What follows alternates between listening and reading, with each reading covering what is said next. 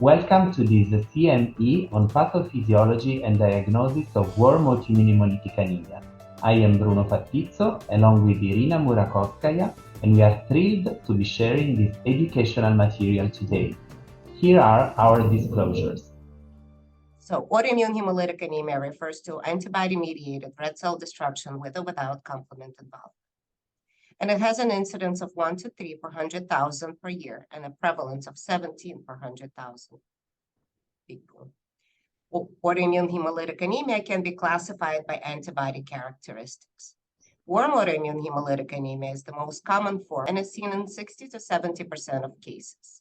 The pathogenic antibody is IgG with possible complement fixation depending on the subtype of the antibody. The optimal temperature of reaction in warm autoimmune hemolytic anemia is a core body temperature, which is 37 degrees centigrade. The antibodies are generally reacting against the Rh system, and direct antiglobulin test is generally positive for IgG or IgG with complement if there was complement fixation. In about 20 to 25% of cases, we see cold agglutinin disease or cold autoimmune hemolytic anemia, where the pathogenic antibody is IgM, which is very good complement fixator. The optimal range for reaction for this antibody is 4 degrees of centigrade. The antibody is generally directed against the I antigen system, and the direct Coombs is positive for complement. Less common is mixed autoimmune hemolytic anemia. Mixed autoimmune hemolytic anemia refers to warm autoimmune hemolytic anemia with presence of clinically significant cold agglutinin. So you will have both warm IgG and a cold IgM with reactivity at 4 degrees and 37 degrees. And in a direct antiglobulin test, you will see IgG as well as high titer cold IgM. And finally, the least common subtype of autoimmune hemolytic anemia is paroxysmal cold hemoglobinuria. Here, the antibody is IgG, which is able to fix complement and bind and react to the red cells at 4 degrees centigrade and hemolysis at the core body temperature at 37 degrees centigrade. The antibody is directed against the P antigen, and the test is to diagnosis is called Donat-Landsteiner test. This is a much less common subtype of autoimmune hemolytic anemia, which predominantly is seen in children in the setting of viral infections.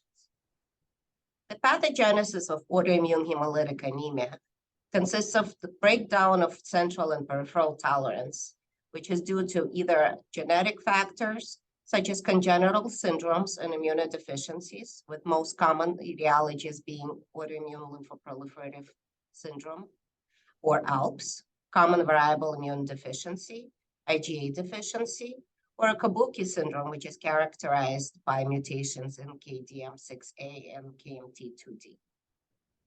In addition, you can have immune dysregulation, such as seen in autoimmune diseases, including lupus, inflammatory bowel disease, and sarcoid, as well as rheumatoid arthritis, or in a setting of hematopoietic and solid organ transplantation, or with use of certain medications, including immune checkpoint inhibitors.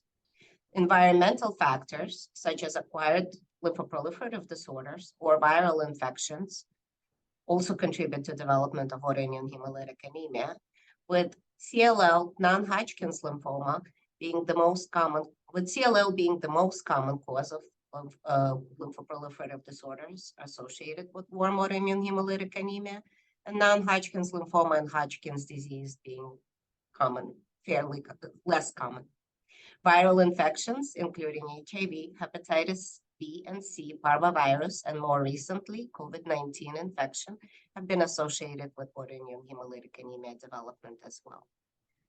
So to summarize, in about 50% of cases, the autoimmune hemolytic anemia is idiopathic, meaning that there is no known associated condition that can potentially be accounted for the pathogenesis. In about 20% of cases, autoimmune hemolytic anemia is associated with lymphoproliferative disorders, including CLL in 5 to 10% of cases. Waldenstrom's macroglobulinemia was seen in 16% in this particular study. Non-Hodgkin's lymphoma seen in about 2% of cases, but angioimmunoblastic T-cell lymphoma is actually a common subtype among the non-Hodgkin's lymphomas that is associated with hemolytic anemia. And autoimmune hemolytic anemia is seen in the context of Hodgkin's disease in about 1 to 2% of cases. About 20% are seen in association of autoimmune disorders with lupus, antiphospholipid syndrome, and ulcerative colitis being the most common. And about 10% of cases are other etiologies, such as infections, drug-induced autoimmune hemolytic anemia, solid tumors, including ovarian dermoid cysts, hematopoietic and solid organ transplant, and pregnancy. So Bruno, how do you diagnose autoimmune hemolytic anemia? The diagnosis of autoimmune hemolytic anemia starts with patient presentation and with the patient complaining specific symptoms regarding anemia and hemolysis. Most symptoms are generic and not really specific, including fatigue, asthenia, shortness of breath, worsening of a previous cardiac discomfort or other cardiac symptoms and signs, and other are more specific for hemolysis, like dark urine, jaundice due to increased bilirubin levels. Starting on these symptoms and patient presentation, we perform some laboratory tests. First, the complete blood count, which would show decreased hemoglobin level, which is the definition of anemia.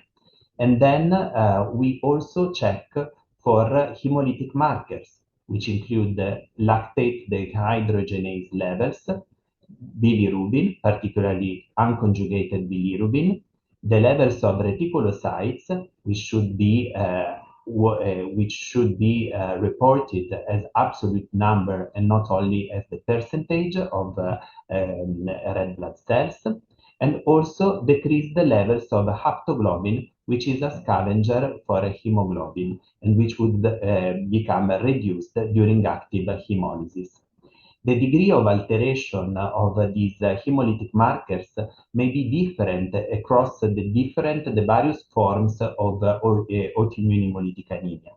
In particular, patients with warm autoimmune hemolytic anemia generally have a more acute presentation because hemolysis occurs at 37 degrees, which is body temperature. So active hemolysis may destroy a huge number of red blood cells and lead to very severe anemia with less than 6 grams per deciliter hemoglobin level in most of the patients at presentation. Usually, LDH levels are particularly increased during the active phase of the disease and at onset, whilst symptoms like acrocyanosis or Raynaud phenomena are less frequent in patients with warm autoimmune hemolytic anemia and more typical of patients with cold agglutinin disease. Additional signs of symptoms like splenomegaly or lymph node enlargements or signs of skin reactions or urticaria, angioedema, arthralgia may be present if associated conditions are present together with autoimmune hemolytic anemia and should raise the suspect of an associated condition because, as we saw in the previous slides, autoimmune hemolytic anemia may be secondary to associated conditions in more than 50% of cases. So the diagnosis of autoimmune hemolytic anemia follows a long flow chart, as you can see in this slide, which begins with patient signs and symptoms and also with a careful anamnesis, patient history, medication history, because we saw that also medications may be associated with the development of autoimmune hemolytic anemia, but also with the family and personal history, particularly from the very beginning of a patient's life, because sometimes patients presenting with acute hemolysis in adulthood may still have signs of chronic hemolysis, and if correctly investigated, may have features of congenital hemolytic anemias. So it is very important to take into account even congenital forms in the differential diagnosis. Then we focus on the hemolytic nature of the anemia by evaluating the single markers of hemolysis, reticulocytes, unconjugated bilirubinia, bilirubin, reduced aptoglobin, and increased LDH. But as we can see on the right part of the slide, in the green boxes, all of these hemolytic markers have some confounders. Because, for example, unconjugated hyperbilirubinemia may be observed even during Gilbert syndrome, or may be observed even in patients with liver cirrhosis or liver disease. The same can be said for LDH. Increased LDH may be observed during various diseases, including muscle problems, muscle injuries, liver disease, but also, for example, myocardial infarction or pneumonia or other hypoxia conditions. So all of these markers should be assessed in the clinical context to exclude the possible confounders. The next step would be the direct antiglobulin test, which is the pivotal test to diagnose autoimmune hemolytic anemia. It is generally performed with polyspecific antisera in most of laboratories, which means that in the same tube you would put anti-IgG and anti-complement antisera to detect immunoglobulin G or complement fractions directly adherent on the surface of patients' erythrocytes. This is called direct antiglobulin test or Coombs test, direct Coombs test, because it evaluates the presence of the autoantibodies directly adherent on patients, so autologous erythrocytes. This test is performed by using patients' erythrocyte, putting them inside a tube containing anti-IgG or anti-complement fraction antisera, and the positivity of this polyspecific direct antiglobulin test would give the diagnosis of autoimmune hemolytic anemia. But it doesn't tell us whether it is a warm form or a cold form or a mixed form that we saw in the previous classification of autoimmune hemolytic anemia. So it is pivotal to also perform the direct antiglobulin test with monospecific antisera, which means that in different tubes we would assess patients' erythrocytes together with anti-IgG antisera, anti-complement fraction, anti-IgM, anti-IgA immunoglobulin, and so on, so that we will be able to unravel the exact positivity of the direct antiglobulin test. In particular, in patients with warm autoimmune hemolytic anemia, we would have a direct antiglobulin test positive for IgG only, or in about 30% of cases, a direct antiglobulin test positive for IgG and complement at low titer.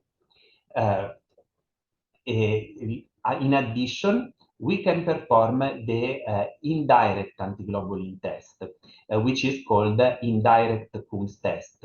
This test doesn't evaluate the patient's erythrocytes, but evaluates patient serum against donors' erythrocytes to assess whether in patient serum we have circulating autoantibodies or alloantibodies. So the indirect antiglobulin test is very important to unravel the presence of alloantibodies that may be particularly harmful when you need to transfuse your patients, because they may lead to transfusion reactions. Also, it can be used to evaluate patients' autoantibodies and to assess the specificity of these autoantibodies. So to unravel whether these autoantibodies are directed against RHA system or I system, I antigens, P antigens, and so on. So these are the two tests that are pivotal for the diagnosis of autoimmune hemolytic anemia, and the monospecific DAT for the diagnosis of warm autoimmune hemolytic anemia. If the direct antiglobulin test with monospecific antisera is positive and allows the diagnosis, we are happy with the diagnosis of warm AIHA. But it may happen that we have a small number of autoantibodies, or maybe that these autoantibodies have low affinity for our erythrocytes, for patients' erythrocytes. In these cases, we may have a negative direct antiglobulin test with the tube test. So we need to move on, usually this is done at reference laboratories, with more sensitive techniques, like, for example, low saline solutions, washing, cytofluorimetry, and other techniques that may allow the detection of very small amounts of IgG autoantibodies, even in patients with direct antiglobulin test negative autoimmune hemolytic anemia.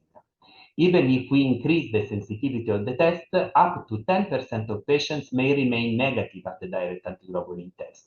In this case, we need to exclude all the other forms of autoimmune hemolytic anemia, and the diagnosis is made after a first trial of steroid therapy. So we call it the ex juvantibus diagnosis after response to steroid treatment.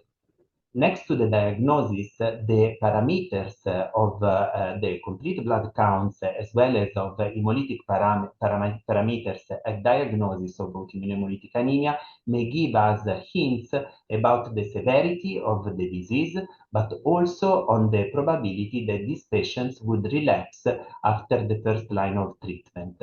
And this is based on a large retrospective analysis of more than 300 patients, where it was shown that the levels of hemoglobin at diagnosis is the most important, the most relevant predictor of outcome in patients with autoimmune hemolytic anemia, including patients with warm AIHA. In particular, it was estimated that the risk of relapse is significantly higher in patients with less than 6 grams per deciliter hemoglobin, more than 3 times higher than patients with hemoglobin comprised between 8 and 10, and with patients with higher levels of hemoglobin. In addition, it was observed that patients with warm autoimmune hemolytic anemia that also activated complement and showed a direct antiglobulin test positive for both IgG and complement at low titer are at higher risk of relapse. These patients usually also show a more severe disease at diagnosis, so they require higher attention, particularly during the treatment phase, where which we will talk later. So to conclude, the clinical severity of warm autoimmune hemolytic anemia is influenced by autoantibody class, ability of antibodies to activate complement, and adequacy of bone marrow compensatory response. The direct antiglobulin test, particularly with monospecific antisera, is the cornerstone of diagnosis, but can be negative in up to 10% of cases, requiring more sensitive methods, reference laboratories, and also the use of ex juvantibus diagnosis through steroid treatment. The identification of secondary etiologies is essential, as therapy can be different in these cases.